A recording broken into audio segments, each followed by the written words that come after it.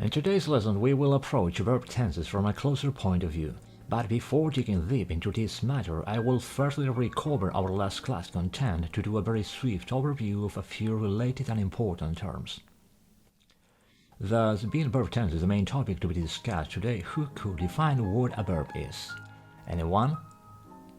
Exactly, a verb could be defined as a word that describes an action, a condition, or an experience. In addition, verbs are considered one of the main and most important words to create what we traditionally consider a sentence. On the other hand, I do wonder if you could be able to draw an explanation of what tenses are when we are talking about verbs. Alright, perfect. Tenses are no other than the different forms in which a verb can be displayed, so that it can clearly show the time at which the action of the given verb has happened. Furthermore, you shall bear in mind that these tenses can be obtained by three different methods. Firstly, by adding inflections in the form of suffixes which may follow a regular or irregular pattern.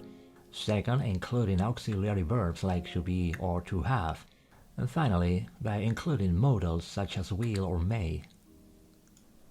Great! So now that we seem to be on the same page, I will talk about verb tenses. If we look at them from a very wide perspective, we may see that there are three main groups. The present is used to describe actions that are happening right now. The past is used to talk about things that have already happened. And the future describes things that have yet not happened. Moreover, inside of each one of these main groups, we have another four different tenses: simple, continuous, perfect, and perfect continuous. I know, all this might sound Greek to you, but calm down. As of right now, we will only approach in depth a couple of these tenses, so that we can see different examples to properly fix the knowledge about this topic.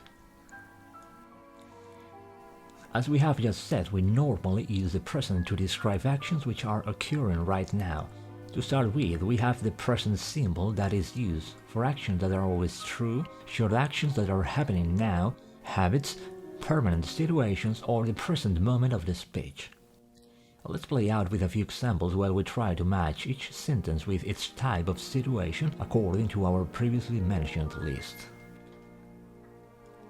3 and 4 make 7. We play basketball twice a month. I want a piece of cake. He grabs the ball, he scores a point. I work in a hospital. A very quick warning. In English, we have to attach the proper suffix to the verb according to its number. So as a rule of thumb, verbs after he, she, or it may get an added s or es affix. I play while he plays. You eat while she eats. She misses me. The most commonly used of both affixes will be s, while es form can be seen after words ending in s, double s, sh, ch, or x. Stresses, washes, searches, mixes. On the other hand, we have to be conscious of how sentence or even smaller units like the phrases can be uttered as affirmations, questions, or negative sentences.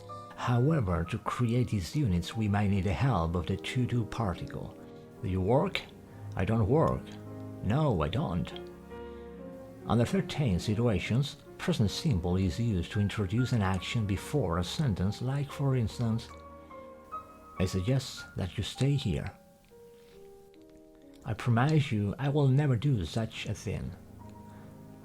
I refuse to take control of the plane. Finally, let me reveal a new way to use the present simple. Can you still remember when I said that we normally use the present to describe actions which are occurring right now? There was a purpose for which I picked my words carefully in that sentence. The importance relies on that underlined and bold normally word. The reason is that we can use the present simple under certain cases for future actions, such as when we describe timetables that may happen in the future or future plans that are already fixed at a given time. My flight leaves at 4:25 in the afternoon. I start my new job next week on Monday. To start with, let me begin by explaining how the present continuous is made by using the following structure: present simple of to be, and the verb ending on ing. The most common uses of this tense are, among others, actions happening at the time of speaking, unfinished actions, temporary habits and situations, noun undefined future plans, or annoying habits. We can do a few examples to figure out all of these categories. The dog is always barking. What are you doing? I'm cooking. He's playing tennis at the moment. I'm living in Spain. I'm meeting my wife tomorrow.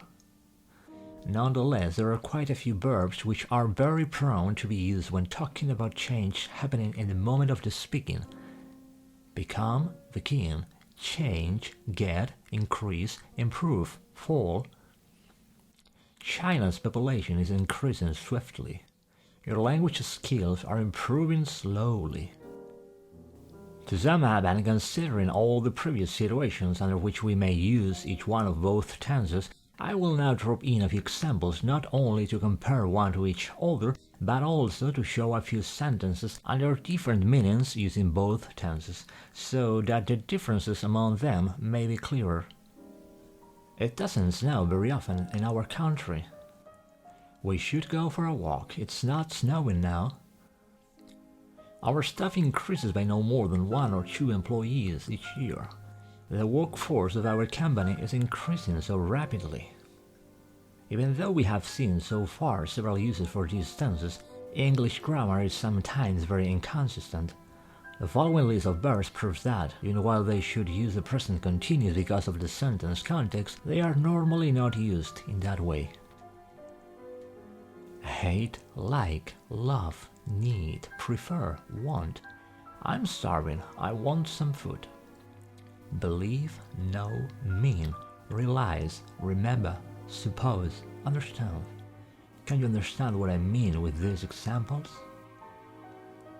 To draw the conclusion, the difference between the present simple and the present continuous should be clear by now, at least from an entry-level perspective, even though it is not false that in English we have so many situations and contexts that do not follow the common rules of its grammar. Moreover, there are some other syntactic structures where these tenses could be used, as to point out one example, zero conditionals, but for today, the lesson is over. Thank you so much. I hope you have enjoyed the present.